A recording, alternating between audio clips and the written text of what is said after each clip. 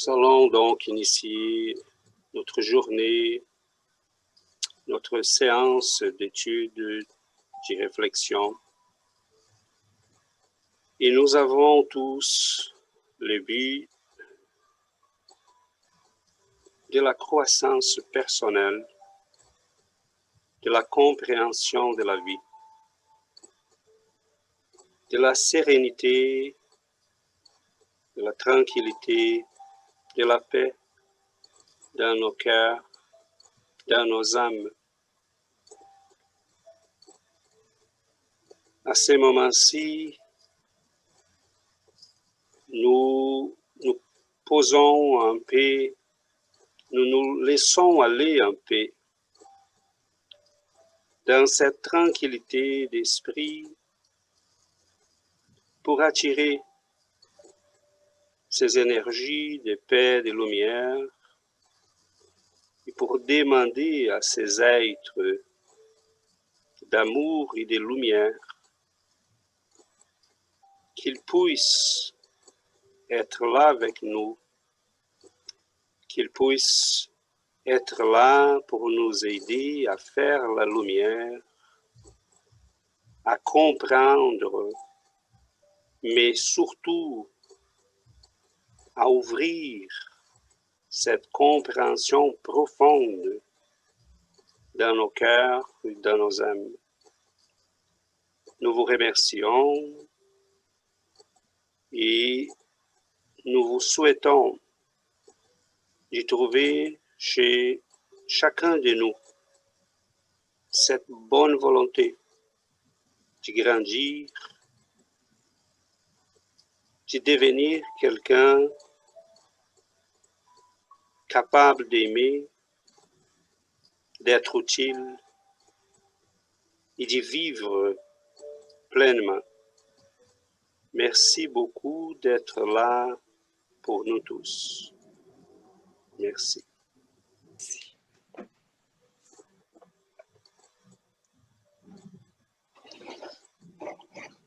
Donc, je vais partager les textes.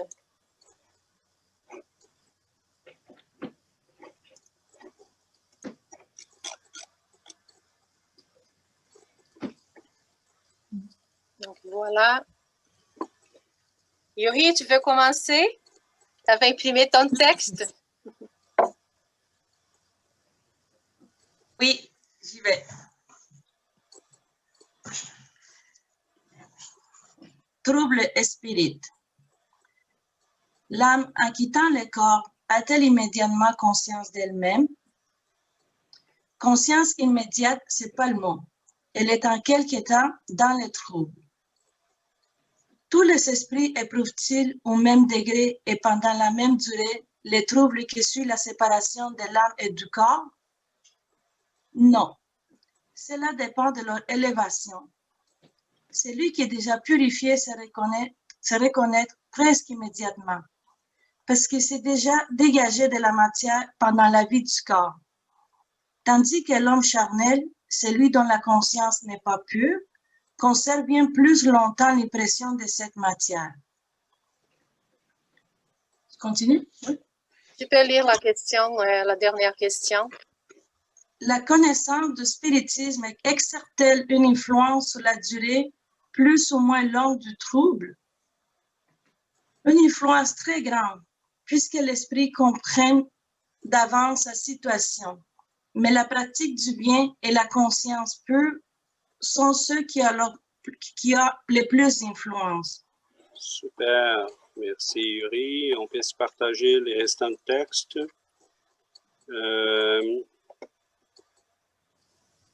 Qui? Adriana, tu veux lire?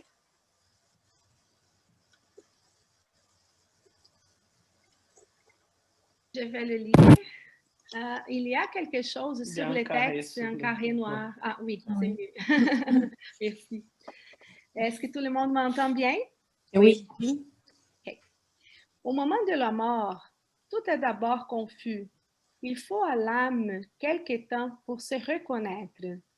Elle est comme étourdie, est dans l'état d'un homme sortant d'un profond sommeil et qui cherche à se rendre compte de sa situation. La lucidité des idées et la mémoire du passé lui reviennent à mesure que s'efface l'influence de la matière dont elle vient de se dégager et que se dissipe l'espèce de brouillard qui obscurcit ses pensées. La durée du trouble qui suit la mort est très variable. Il peut être de quelques heures, comme de plusieurs mois et même de plusieurs années. Ceux chez lesquels il est le moins long sont ceux qui se sont identifiés de leur vivant avec leur état futur, parce qu'alors ils comprennent immédiatement leur position. Je continue? Ces paragraphes-là. Le prochain paragraphe. OK. Ces troubles présentent des circonstances particulières selon le caractère des individus et surtout selon le genre de mort. Dans les morts violents, par suicide, supplice, accident, apoplexie, blessure, etc., l'esprit est surpris, étonné et ne croit pas être mort. Il les soutient avec opiniâtreté. Pourtant, il voit son corps. Il sait que ce corps est le sien. Et il ne comprend pas qu'il en soit séparé. Il va auprès des personnes qui l'affectionnent, leur parle et ne conçoit pas pourquoi elles ne l'entendent pas. Cette situation dure... Cette illusion dure jusqu'à l'entier dégagement du périsprit. Alors, seulement l'esprit se reconnaît et comprend qu'il ne fait plus partie des vivants. Super. Christophe, peux-tu continuer la lecture? Oui. Ce phénomène s'explique aisément. Surpris à l'improviste par la mort, l'esprit est étourdi du brusque changement qui s'est opéré en lui. Pour lui, la mort est encore synonyme de destruction, d'anéantissement. Or, comme il pense, qu'il voit, qu'il entend, à son sens, il n'est pas mort, ce qui augmente son illusion. C'est qu'il se voit un corps semblable au précédent pour la forme, mais dont il n'a pas encore eu le temps d'étudier la nature éthérée.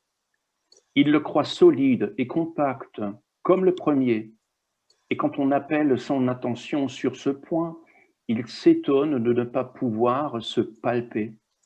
Ce phénomène est analogue à celui des nouveaux somnambules qui ne croient pas dormir.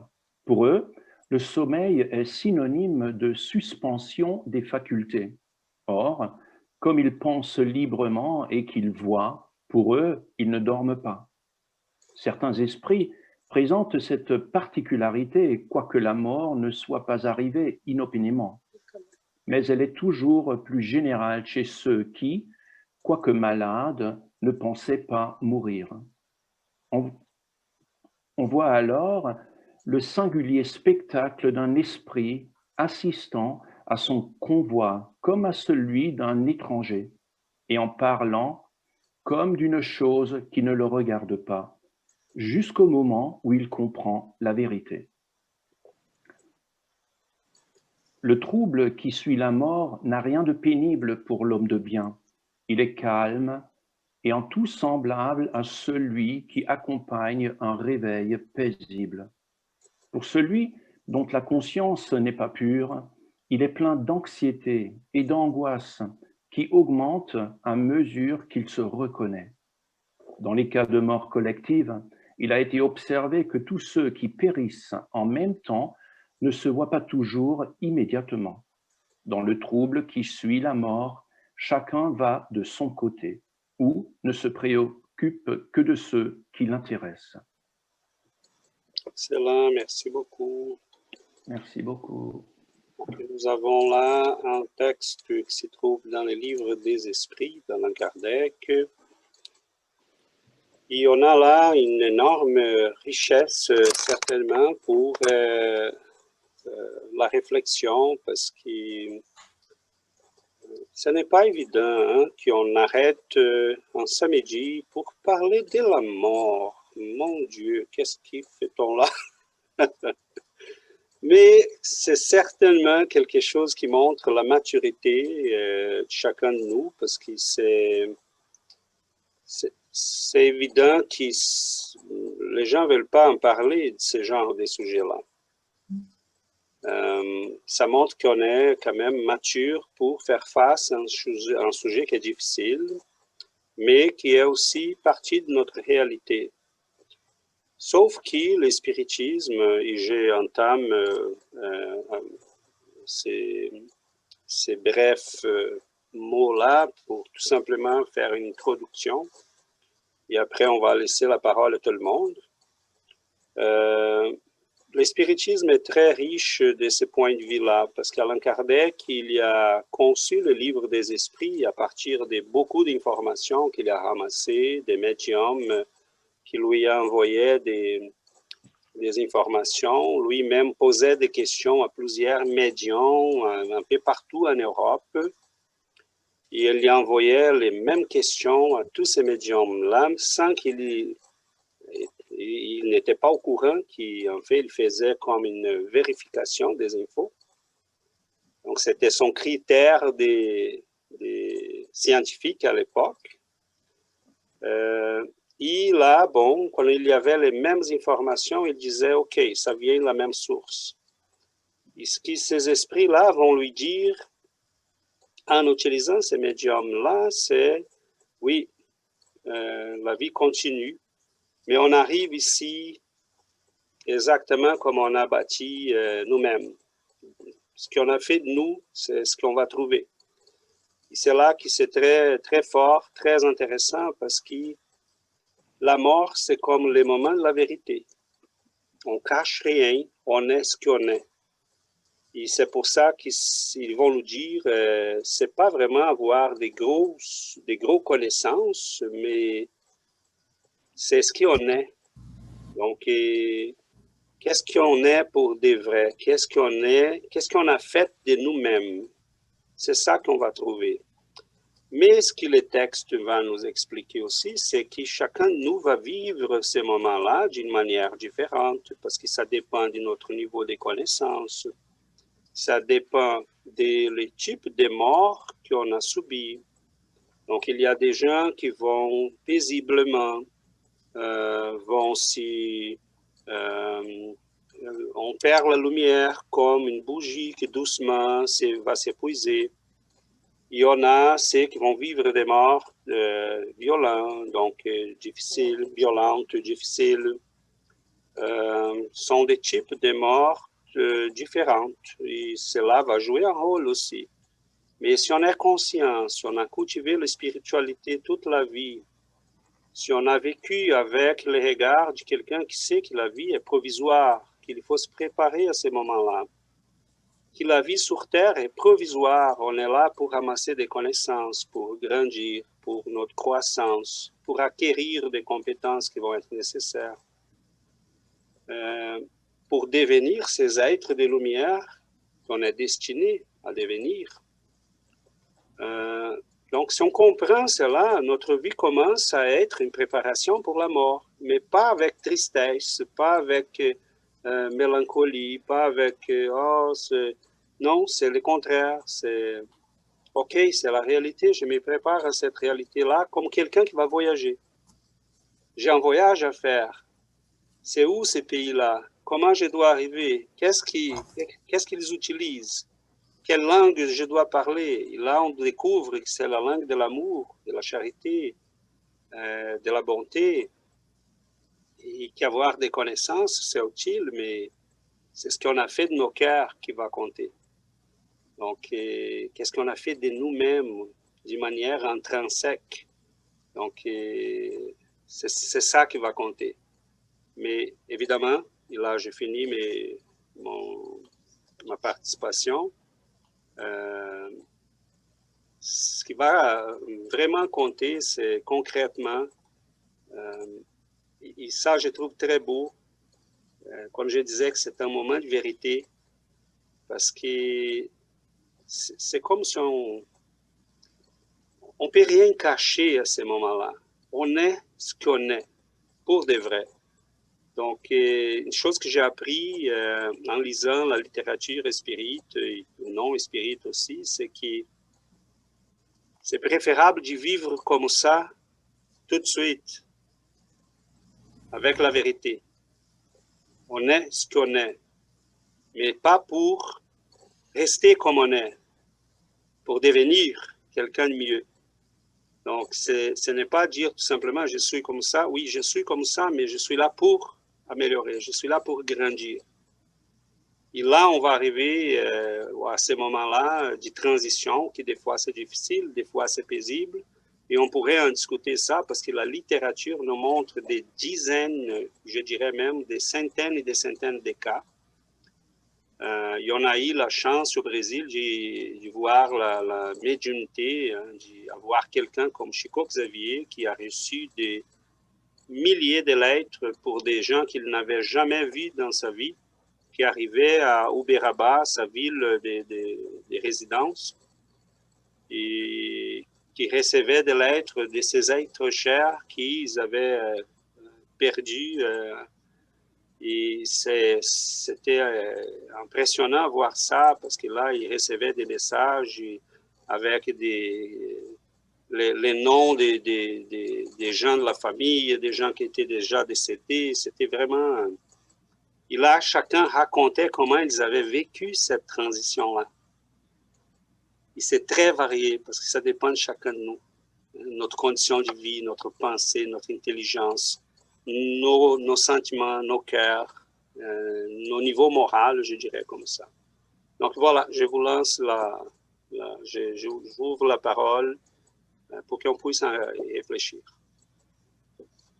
En fait, si je comprends bien, on meurt comme on a vécu, quoi. À peu près. Surtout pour l'état de transition, hein, ce qu'on va ressentir dans la transition, parce que le type de mort va jouer un rôle aussi, n'est-ce pas? Bien sûr. C'est une continuité, en fait. On va retrouver ce qu'on a bâti, en fait. Hein. Si on a quelqu'un qui a... mettons, on verra dans la littérature spirit des gens qui vont se trouver de l'autre côté, qui sont assis sur la boue, mais pensent que c'est de l'or. Parce qu'ils ont eu qui se regardent là toute leur vie. L'argent, l'argent, l'argent. D'autres qui vont être très attachés en souffrance à ces êtres chers parce qu'ils ne sont jamais préparés pour quitter la famille, pour quitter les gens qu'ils avaient à côté d'eux. C'est difficile pour nous, ça. Hein? On est attaché à la vie, on est attaché à nos enfants, on est attaché aux gens qu'on aime. Vivre, c'est en quelque sorte, Christophe, un exercice de détachement. Oui, c'est ça. C'est difficile. J'ai trouvé intéressant la question là qu'il demande si les gens qui connaissent déjà, qui ont déjà la connaissance là, du spiritisme, de ces choses-là, si c'est plus facile. Bon, là, il dit que oui, c'est plus facile le moment de la mort, mais ce n'est pas le plus important. Que le plus important, c'est comme on a vécu notre vie. Si on était amoureux, si on était charitable. Et là, c'est ça que je pense. Donc, c'est un ensemble de choses. Je pense qu'on doit, premièrement, étudier et savoir c'est quoi qui se passe, comment c'est le processus. Et ça, on est en train de faire, d'étudier ça. Et l'autre chose, c'est vraiment de faire attention à tout ce qu'on fait dans la journée, à tous les jours. Parce que quelquefois, les gens disent « Ah non, je vais faire ça demain. Ah non, demain, je fais ça. » Mais ce n'est pas demain. Peut-être notre mort sera aujourd'hui. Et là, on n'est pas préparé encore. Et c'est ça, c'est vraiment une chose qui c'est urgent de le faire. Il y a des gens qui disent, ah non, je ne vais pas étudier le samedi matin, je préfère dormir un petit peu plus ou faire d'autres choses. Mais non, c'est ça. Et moi, je pense que c'est vraiment, comme César a dit là, de laisser la partie matérielle du côté le plus possible. De ne pas s'attacher aux choses, même à nos êtres, parce que comme on lit toujours dans les textes d'Allan Kardec et de Chico Xavier, on sait que tout ce qu'on a ici, dans cette vie, ça n'appartient pas à nous. Ça appartient à Dieu, ça appartient à l'univers, ça n'appartient pas à nous. Donc là, ça s'était prêté à nous pour qu'on puisse faire nos mieux dans cette vie. Mais par exemple, mes enfants ne sont pas à moi. Dieu m'a prêté mes enfants pour que je puisse faire mon mieux comme mère. Mais les jours où je vais partir, mes enfants vont être là ici. Moi, je dois partir et continuer ma vie sans être attachée encore à mes êtres qui sont restés ici. C'est difficile, c'est vraiment difficile. C'est dans la bonne manière. Ouais. On va être toujours attachés, mais on doit savoir comment ne pas être trop... Oui, bien sûr. On va aimer toujours. C'est compliqué, hein? Oui. C'est difficile de... Oui. C'est difficile de comprendre l'impermanence des choses. De comprendre l'impermanence des choses. Il n'y a rien qui dure dans ce monde. Il n'y a que le changement qui est permanent. Tout perd, tout part, tout s'en va. Et nous, notre condition d'humain, on s'attache aux choses. On s'attache aux gens. C'est typiquement humain. Je pense que c'est très difficile de ne pas s'attacher à ses enfants, à ses petits-enfants, de ne pas s'attacher aux gens que l'on aime. Même si on a conscience de les quitter un jour, même si on a conscience qu'un jour tout ça finira, je pense que c'est très très dur pour nous, notre condition humaine, très très difficile de comprendre ça et de le pratiquer, surtout de le mettre en pratique, de se détacher, ce certain détachement, cette distance, cette distanciation qu'il faudrait, pour bien faire, qu'il faudrait avoir, mais que je pense peu de gens sont capables d'avoir, à part si on est hyper égoïste. Mais quand on aime ses proches, je pense que c'est difficile de concevoir, d'accepter ce détachement. Enfin, je ne sais pas comment réagissent les autres, mais c'est comme ça que moi je le vois. Ce que je ressens, c'est de mettre du précieux dans tout, autant dans nos paroles que dans nos gestes, que dans nos intentions, avec chacun, tout en accueillant chaque deuil, tout en étant dans une acceptation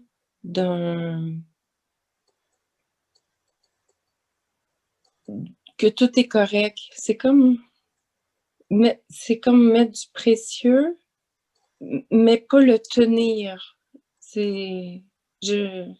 Oui, je comprends ce que tu veux dire. Je comprends ce que tu veux dire. C'est comme quand on élève un enfant, en sachant qu'un jour il partira de la maison. En fait, on l'élève pour lui, pour qu'il devienne un adulte autonome. On ne l'élève pas pour qu'il reste toujours scotché à maman et à papa. Et on l'élève pour qu'il devienne un jour autonome. Hein? Et quand on voit qu'il est autonome, on se dit, j'ai fait mon boulot, j'ai bien fait mon travail. En fait, c'est un peu ça que tu veux dire, enfin, je crois, hein? C'est ce que je comprends. Oui, puis que l'enfant soit heureux, que sa vie lui corresponde, qu'il se sente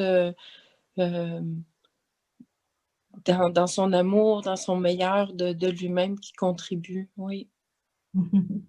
Et on va découvrir peut-être avec ces regards-là de l'éternité, parce que quand on fait ça, quand on fait cet effort-là, c'est parce que là, on est vraiment dans l'amour. On n'est pas en train de vivre pour nous, mais pour les autres. Et on va découvrir peut-être qu'en ayant ces regards-là, la meilleure manière de les avoir pour toujours, c'est de se détacher. Oui. C'est ça la meilleure manière de les avoir pour toujours. Parce qu'ils vont toujours revenir. Les gens veulent être avec ceux qui sont capables d'aimer pour de vrai, pas de les emprisonner. Oui. Et nous, à ce moment-là, on va être libre aussi, parce qu'on va vivre l'amour comme il faut le vivre. Et mourir dans cet état-là, ça n'a aucun problème.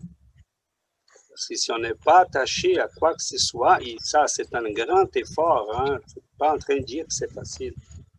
Mais même être attaché à la vie, c'est pas la vie.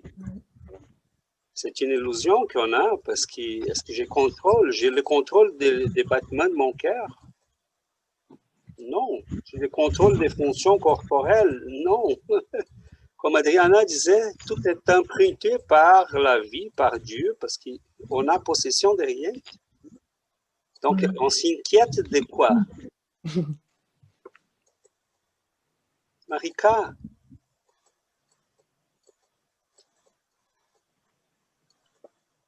Voilà.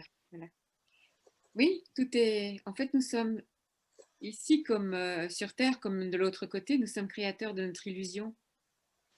Et dans cette illusion qui est complètement attachée à notre nature humaine, nous sommes ici pour vivre cette grande illusion de la construction, nous-mêmes, de ce qui fait nos épreuves. Et tout le travail, c'est en traversant toutes ces épreuves, c'est d'aller chercher derrière l'épreuve la nature profonde que nous sommes. Et donc, toute épreuve nous amène complètement l'opportunité d'aller y déchiffrer, d'aller y décoder et d'aller y vivre et d'incarner le versant contraire. Ça, c'est fort important. Et puis, justement, la question de l'amour. La question de l'amour est bien sûr qu'il soit ajusté pour ceux qu'on aime, soit ajusté, qu'il soit donné de la manière juste. Mais plus encore important, c'est d'apprendre d'aimer ce qui justement nous met à mal.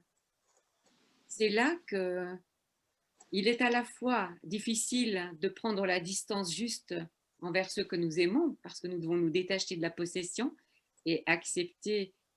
Ce n'est pas accepter la séparation, c'est sentir qu'elle n'existe pas en fait, la séparation. Parce que la séparation est encore une construction illusoire. Oui, tout à fait. Et l'ennemi est aussi une construction illusoire, parce que nous sommes tous, les uns avec les autres, dans une sorte de contrat de servir les uns aux autres à pouvoir nous rencontrer nous-mêmes et à rencontrer finalement plus profond de nous ce qu'est l'amour. L'amour de la nature qui dépasse celle de la nature humaine. C'est-à-dire effectivement la part divine de cet amour en nous. Exactement. Et ce texte montre ça, à quel point nous sommes créateurs de notre illusion, tout autant ici que de l'autre côté. Donc nous poursuivons avec notre chemin illusoire, tel que nous avons été capables de le construire ici. Nous sommes encore tributaires du type de création illusoire que nous avons réalisé ici. Et c'est pour cela qu'il est important de changer déjà ça, de passer à un autre modèle de compréhension de qui nous sommes. Et ce travail de transformation, nous ne pouvons le faire qu'en rencontrant l'autre. Et certainement pas tout seul. Exactement. C'est un travail, si vous me permettez, c'est un travail à faire parce que c'est construire notre compréhension de nous-mêmes, de la vie, de l'univers. Je me rappelle toujours, c'est Maya qui les Indiens parlaient, qui disaient de l'illusion. C'est comme si on était toujours avec un rideau entre nous et la réalité. Et je pense qu'on parlait un petit peu, Marika, de ces rideaux-là, parce que cette illusion, c'est l'illusion des possédés. C'est l'illusion d'avoir des ennemis, etc., etc. Donc, on est dans ces processus-là d'enlever les rideaux et regarder la vérité. Désolé de t'avoir coupé.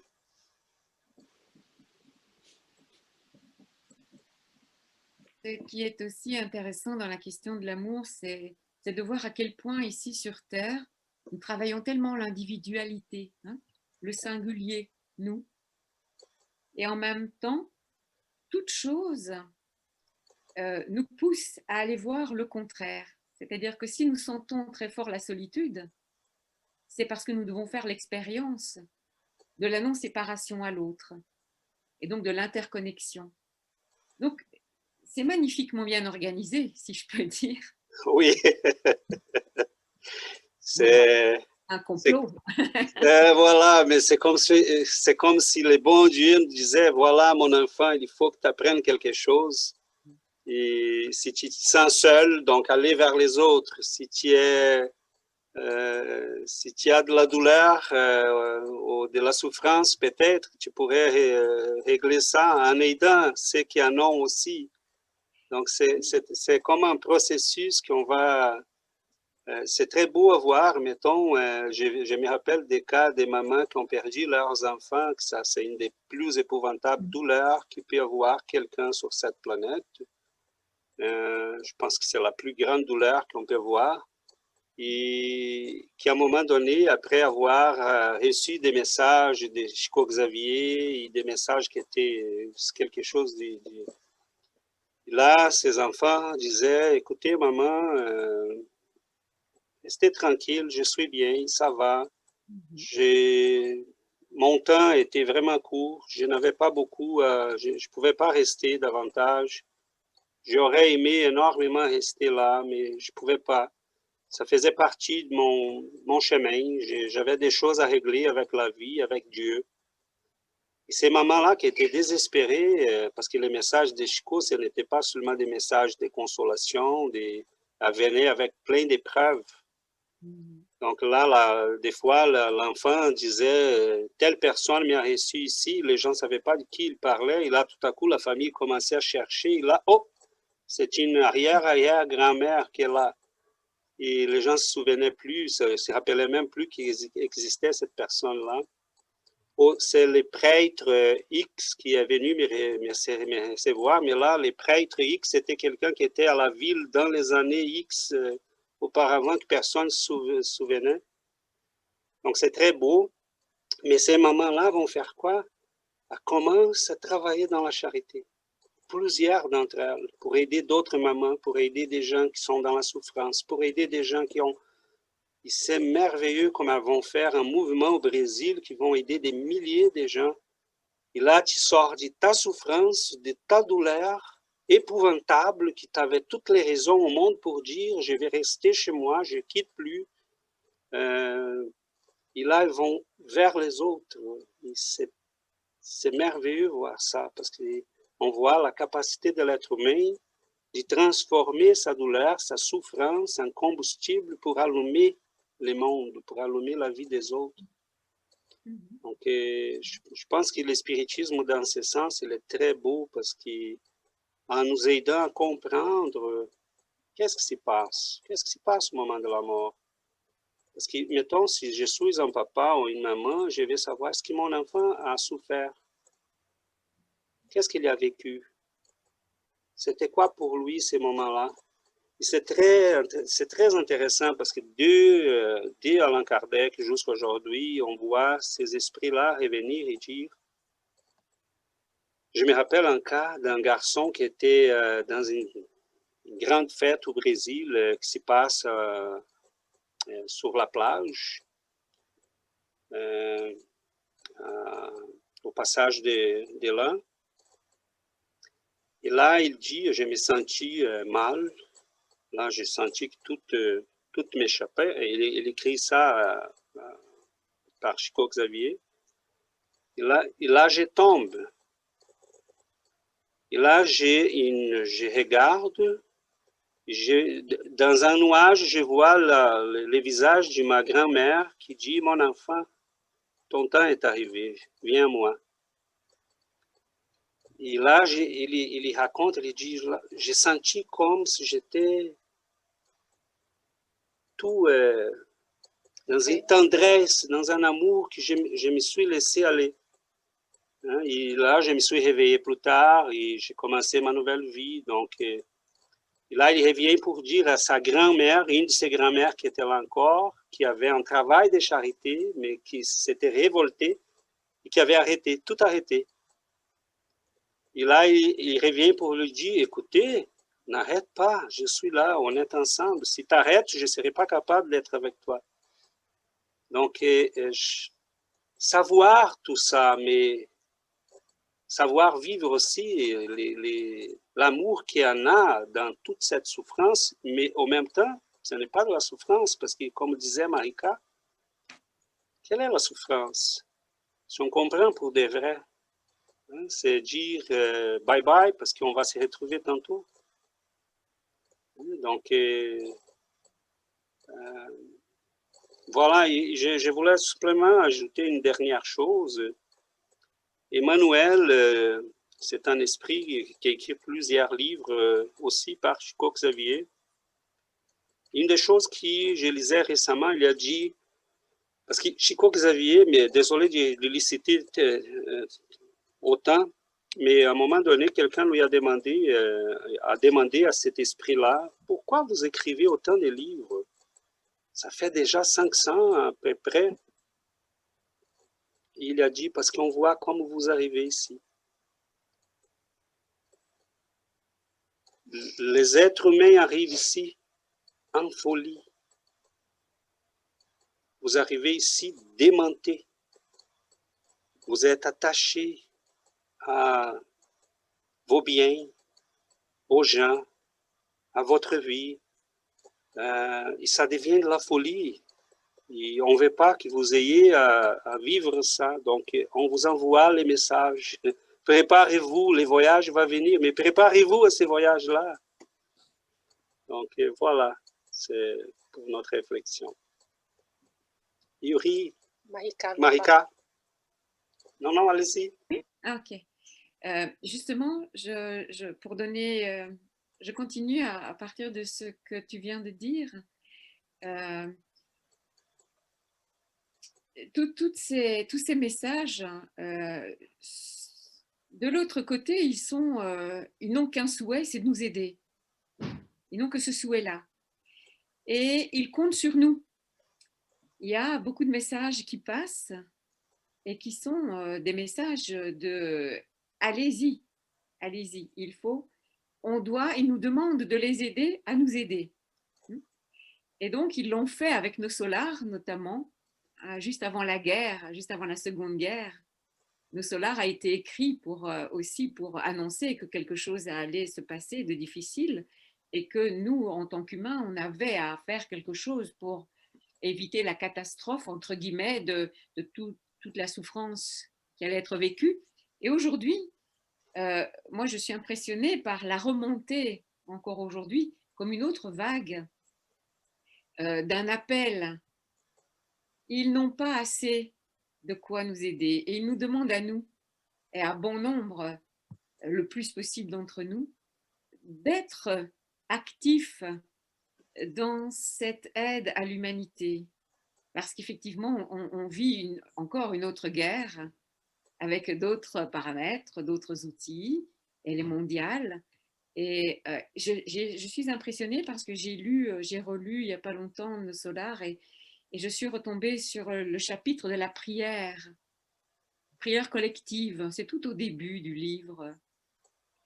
Et là, je me suis dit, mais waouh, cet appel à l'aide pour que nous nous mobilisions, c'est exactement ce que je ressens qui est en train de se passer. Et nous échangeons là pour ça, pour y aller à tous ensemble, faire tout ce que nous pouvons, pour nous-mêmes d'abord, et à travers ce changement en nous, pouvoir faire en sorte que l'humanité récupère le changement de chacun, l'engagement de chacun. Exactement. Et pour moi, c'est quelque chose d'extraordinaire. Je suis extrêmement touchée par le message que je reçois de cet appel à l'aide de leur part. C'est le moment. On commence à les recevoir de plus en plus. Christophe, tu allais partager? Oui, bah, j'entends, oui, je suis d'accord avec tout, je comprends tout, je pense.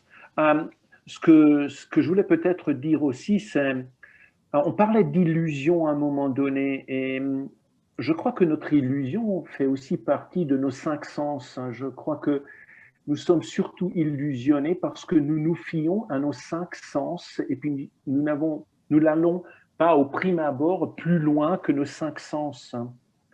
Donc tout ce que nous voyons est vu, c'est matériel, c'est figé, c'est fixe. Tout ce que nous entendons, donc tout ce que nos 5 sens nous traduisent, c'est notre monde en premier lieu. Et puis donc, nous raisonnons au travers de cela. Je pense qu'à partir de l'instant où nous commençons à nous poser des questions comme qu'est-ce qu'il y a au-delà de cela, ou est-ce qu'il y a quelque chose au-delà de ce que nous pouvons voir, entendre, toucher, et ainsi de suite, je pense qu'à partir de là, qui cherche trouve, nous allons nous mettre au fur et à mesure en résonance avec l'autre monde justement aussi, et qui nous facilitera donc ce détachement avec le corps physique.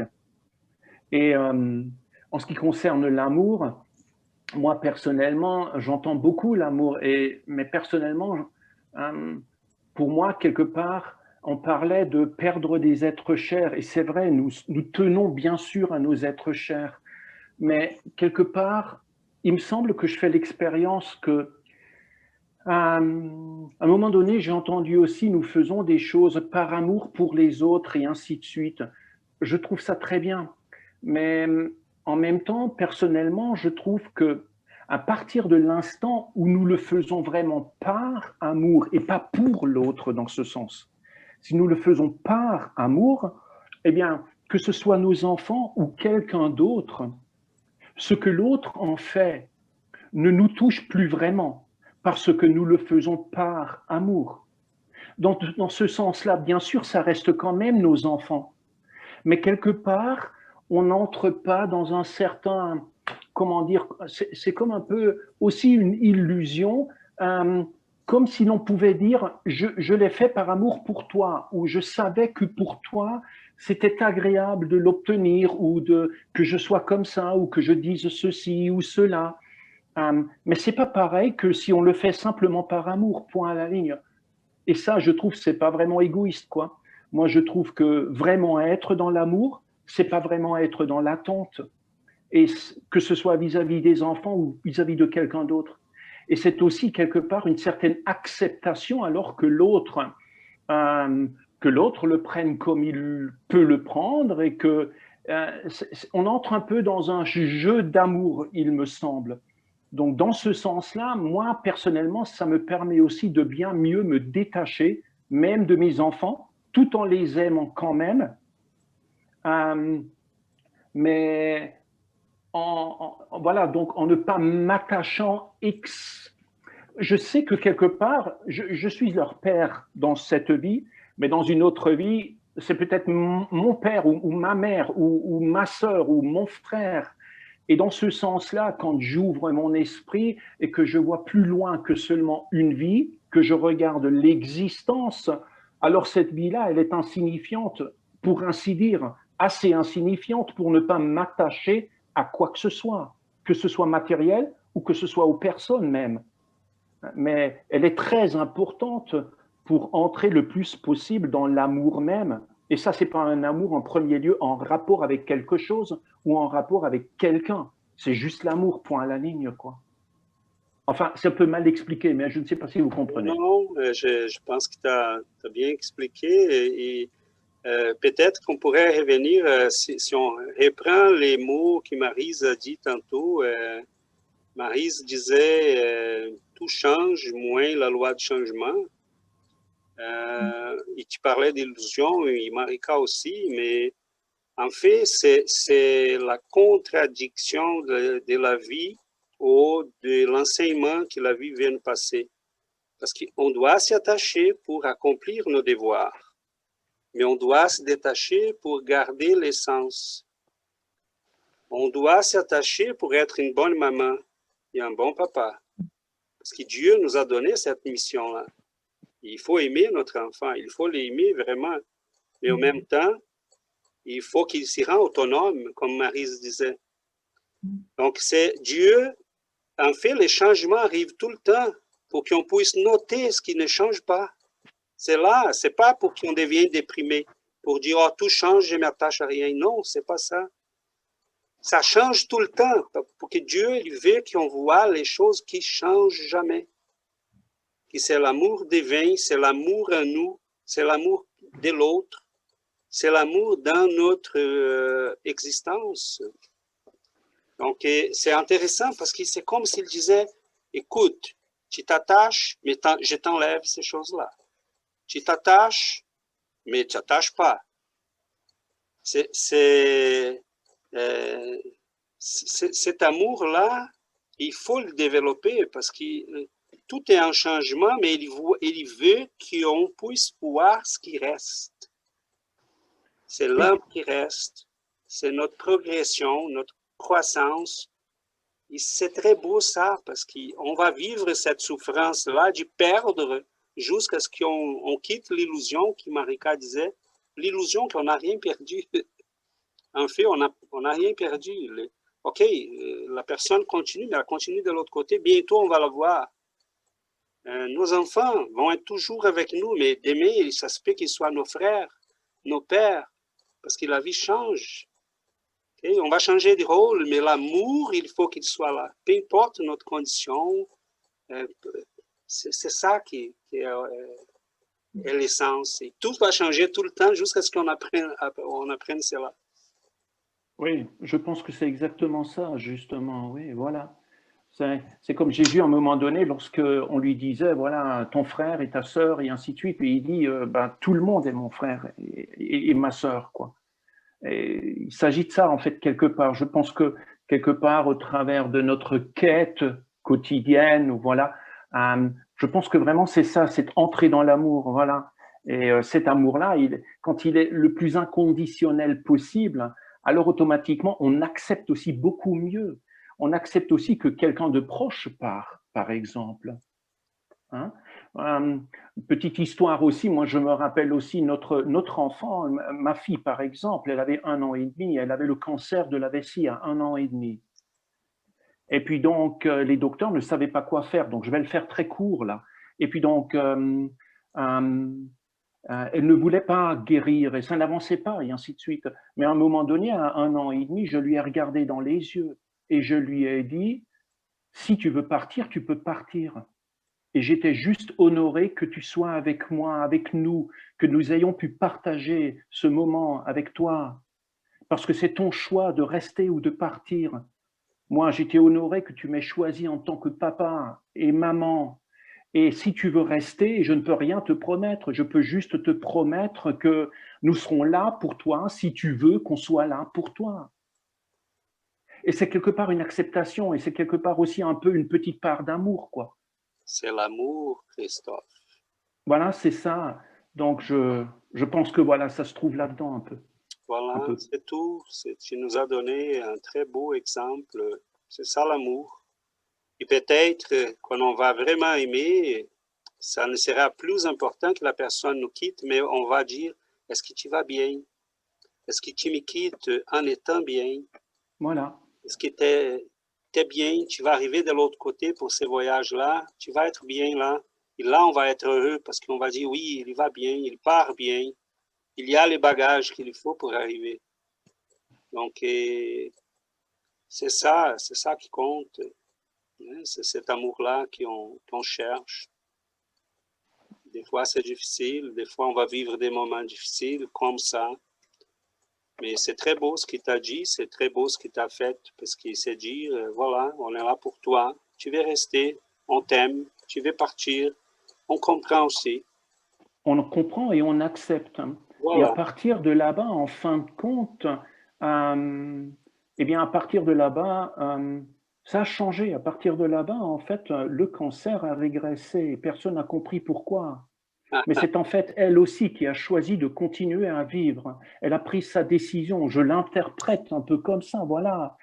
Et puis donc, puis c'était le deuxième enfant au monde qui avait cette maladie-là à cet endroit-là. Et donc, le premier enfant, c'était un Chinois, il est décédé. Et puis donc, voilà, donc le médecin m'a dit, il n'a pas beaucoup de chance pour s'en sortir. Et nous avons fait ce que nous avons pu. Nous avons essayé en premier lieu d'entrer dans l'amour. Voilà, le mieux possible. Elle avait peut-être une chance, c'était l'amour. L'amour était là. Donc, Voilà. parce qu'on a, hein, on sait qu'il y a un moment qu'on va étudier, à un moment donné, on va étudier la réincarnation, mettons. On ne change pas de sujet, mais on sait qu'il y a des esprits qui viennent, ils arrivent avec des blessures dans leur corps spirituel, qui vont se transférer des fois vers les corps matériels au moment de la conception. Mais à ces moments-là, tout est très flexible. Tout peut changer.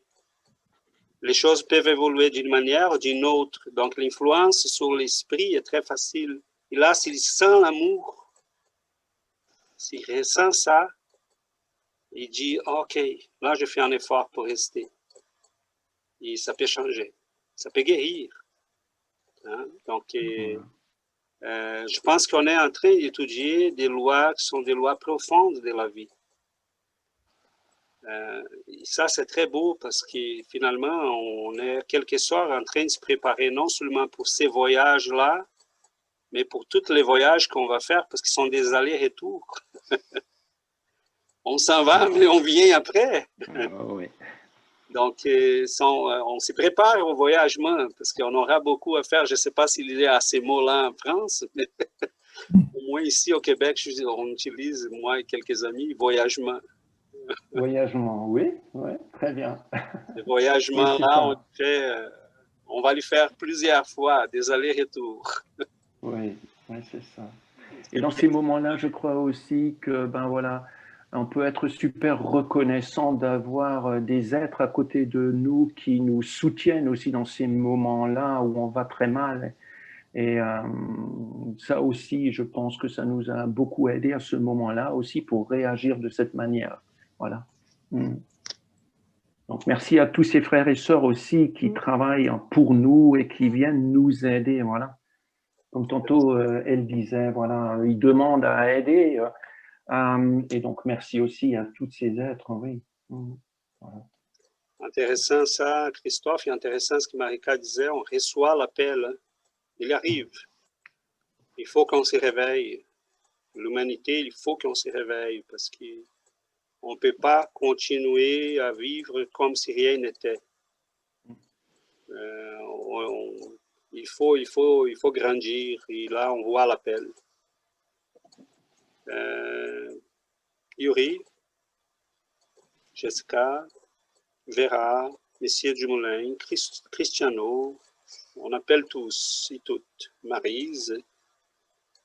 Je voulais affirmer que ce qu'Adriana a dit, le besoin est urgent d'avoir cette connaissance sur...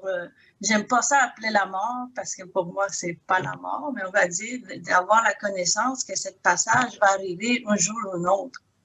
Et surtout en ces moments qui ont vu des moments difficiles où est-ce qu'il y a beaucoup de gens qui désincarnent, si on aurait cette connaissance, l'acceptation de ce passage, ça serait plus facile, non pas seulement pour les personnes qui font ce voyage-là, mais aussi pour les personnes qui restent ici. Donc, cette connaissance, c'est vraiment urgent qu'elle soit répandue le plus possible. Et avec, moi je dirais avec l'amour, notre société a fait de telle sorte que la mort est considérée comme un tabou, comme quelque chose de mauvais. Hein? On n'en parle pas trop, on craint ces moments-là. Mais quand on pense, quand on réfléchit, c'est le seul moment, la chose la plus sûre au monde. Tout échange, mais ça, ça ne va pas changer. On va arriver là un jour ou un autre. Donc, ici, j'ai beaucoup réfléchi sur l'attachement depuis plusieurs années parce que je suis quelqu'un qui aime beaucoup ses enfants, comme tout le monde d'ailleurs. Et là, je me demande tout le temps comment je travaille sur ça, comment est-ce que je peux à chaque fois le voir d'une façon différente. Et lorsque j'ai commencé avec l'étude, le livre d'André-Louise de Chico, et ça fait un gros soulagement pour moi. Là, j'ai dit, OK, c'est là que je commence à travailler sur le détachement parce qu'un jour ou un autre, on va se retrouver. Et ça fait vraiment pour moi, personnellement, un des parties. Donc, j'espère que plus de gens ils vont avoir cette conscience, cette connaissance et que nous, on puisse aussi partager cela avec les gens.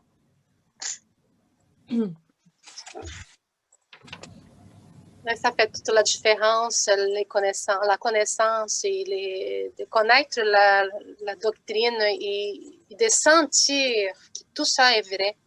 Ça fait toute la différence. C'est pas juste faire des lectures, mais c'est la compréhension profonde et les sentiments que tout ça est vrai, que la vie est éternelle, que nous sommes des sœurs et frères, que nous sommes les fils de Dieu. Donc, c'est de sentir profondément que nous faisons partie de cet univers immense. Donc, ça fait toute la différence de la façon qu'on va vivre notre vie, comment on va construire notre avenir. C'est une construction. Donc, c'est beau, hein, et ça fait tellement du bien de connaître tout ça et on ne peut pas imaginer comment les gens qui ne font pas connaissance de la vie, de l'éternité, comment ils passent dans cette planète, ils passent leur vie sans savoir l'essentiel. Je comprends. C'est très difficile à comprendre comment les gens puissent vivre ici sans avoir ces connaissances. Mais en même temps, je trouve qu'on est programmé aussi pour oublier, pour ne pas véhiculer l'essentiel, d'alléger le cœur, d'ouvrir la conscience. Je pense qu'il y a comme une hypnose. Puis en même temps, quand on commence à douter de cette hypnose, à ressentir vraiment le tout. Puis qu'est-ce qu'on fait à l'autre, on se le fait. Est-ce que notre pensée manifeste le verbe, quand on voit que tout est intriqué, puis que c'est un jeu aussi de cause à effet, puis on peut en rire de qu'est-ce qu'on crée, puis on se dit, OK, là, avec conscience, comment je peux voir la situation ou qu'est-ce que j'en retire d'une leçon, qu'est-ce que je peux contribuer. Mais on n'a pas été habilité à ça. On doit se remémorer au contact des écrits, au contact des gens, puis quand ça fait ça, oui. Oui. Peut-être, Jessica, c'est parce on arrive bientôt à la fin, mais je pense qu'on a 1 minute ou 2 pour quelques mots. Peut-être parce que ça fait partie aussi de notre apprentissage, vivre dans la matière. Parce qu'on a des compétences là aussi à développer, l'intelligence, la capacité à résoudre des problèmes, le développement scientifique, tout ça, on a appris dans ces vécus-là dans la matière. Mais à un moment donné, on commence à regarder qu'il y a quelque chose ailleurs. Mais ailleurs, pas ailleurs à l'extérieur, à l'intérieur. Parce qu'on a toujours, on a marché toujours vers l'extérieur. Ça faisait partie aussi de notre apprentissage. Oui. On a développé les sciences, on a développé des connaissances, la médecine, l'astronomie, la psychologie. Mais à un moment donné, on a cette conscience-là. Oups, je regarde toujours vers l'extérieur, mais il y a quelque chose qui se cache quelque part là. Donc là, on commence à s'y éveiller pour cette connaissance-là. Et nous, je pense, je crois, nous sommes rendus là. Oui, c'est ça que j'allais dire. Quand on est prêt, ben, les choses se synchronisent, puis de mettre aussi tous nos acquis au service de, donc, toutes les expériences, on peut voir plus un grand dessin. L'hypnose commence à s'y défaire. Oui, c'est ça. Je pense que nous devons prendre attention à nos sens. Nous avons 5 sens, comme a dit Christophe. Mais nous devons développer le 6e. Voilà. Correct?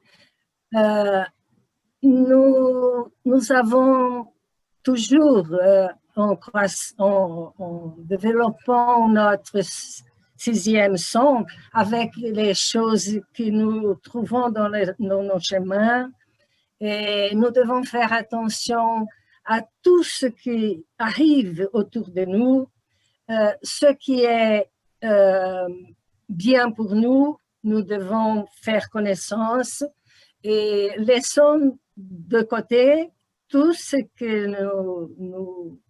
nous entendons comme un mot ou mal, comme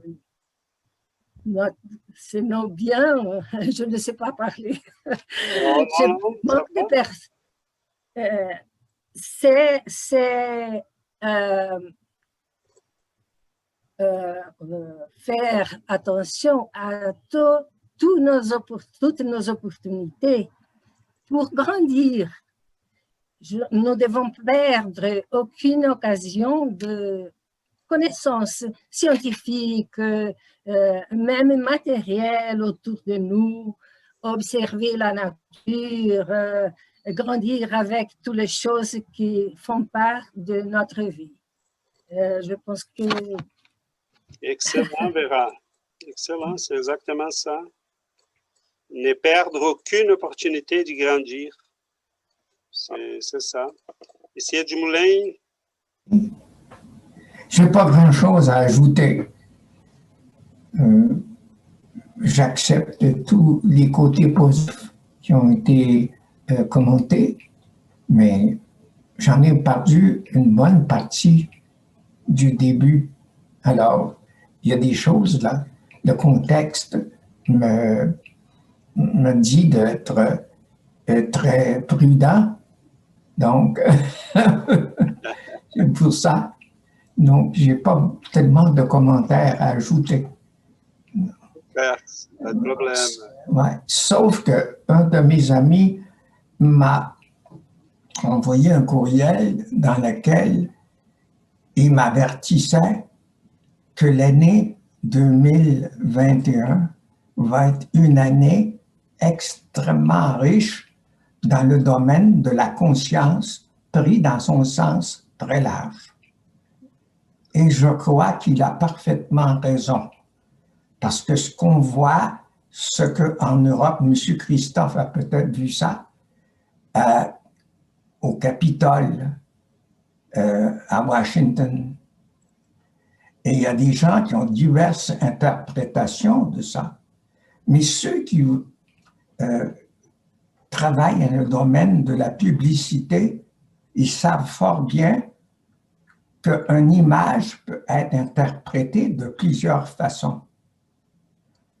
On voit monsieur le président marcher et taper des mains. Les gens peuvent dire, ça c'est un grand orgueilleux. Il s'applaudit lui-même, il s'adore.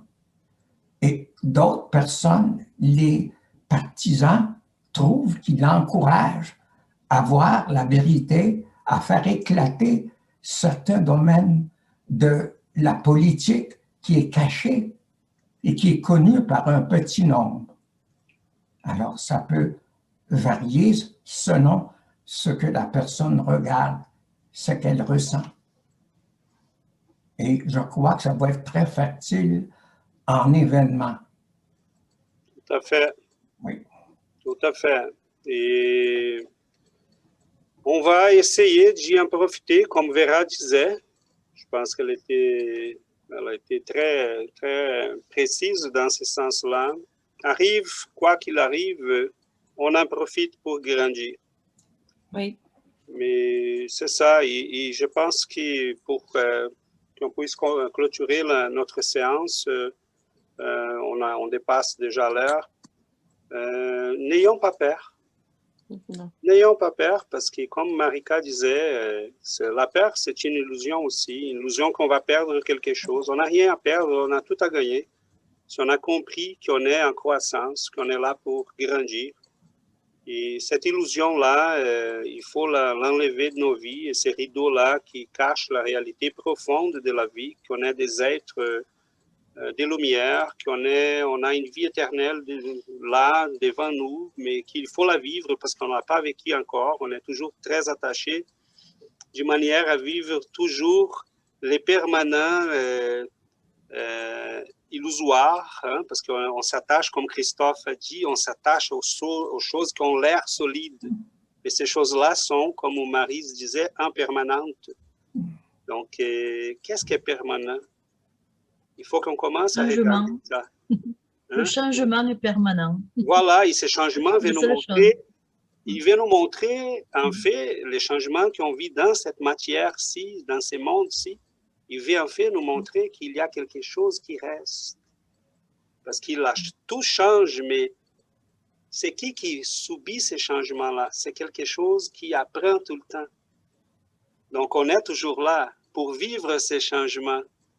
Donc, les changements sont extérieurs à nous, mais il y a un changement intérieur à nous qui s'appelle apprentissage, croissance. Et c'est là les trucs. Il faut vivre avec amour tout ça. Donc, bravo mes amis, je vous remercie énormément parce que c'est chaque mot, chaque participation, ça nous fait grandir, ça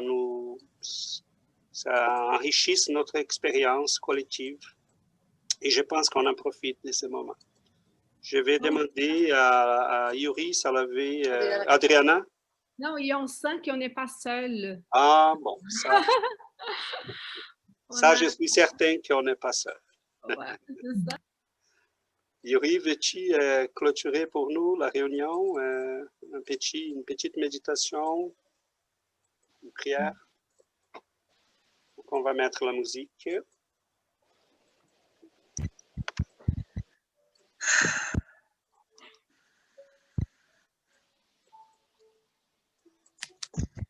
Seigneur, que cette journée qui commence soit remplie de paix intérieure et surtout de ta présence. Merci Seigneur pour l'enseignement d'aujourd'hui, parce qu'à chaque fois nous comprenons l'importance de se préparer pour les grands voyages. Aide-nous à nous rappeler que nous connaissons ce chemin, que nous savons passer beaucoup de fois par là. Aide-nous à avoir la pleine conscience, à arriver là avec la sérénité de quelqu'un qui retourne à la maison. Après un long et ardu voyage, aide-nous à célébrer ces moments avec joie, parce que pas à pas nous rapprochons à toi, vers ta perfection. Mais en attendant que les moments arrivent, Seigneur, aide-nous à vivre chaque journée comme si c'était la dernière, avec amour, avec patience, avec une bonne animosité. Aide-nous à garder une attitude positive, un comportement adéquat. Appliquer tes enseignements, Seigneur, à tous les jours, avec chaque pensée, avec chaque parole, chaque action. Nous te demandons que tous nos frères et sœurs puissent avoir cette connaissance, qu'ils puissent faire ta connaissance, qu'ils puissent savoir que quand la vie matérielle va finir, la vraie vie commence. Merci à nos anges gardiens pour tout leur amour, leur compagnie. Nous vous demandons aussi de l'aide, que nous puissions être dignes filles et fils de notre Créateur, dans la paix, la lumière, la charité, l'humilité, la transformation. Merci. Merci à tous.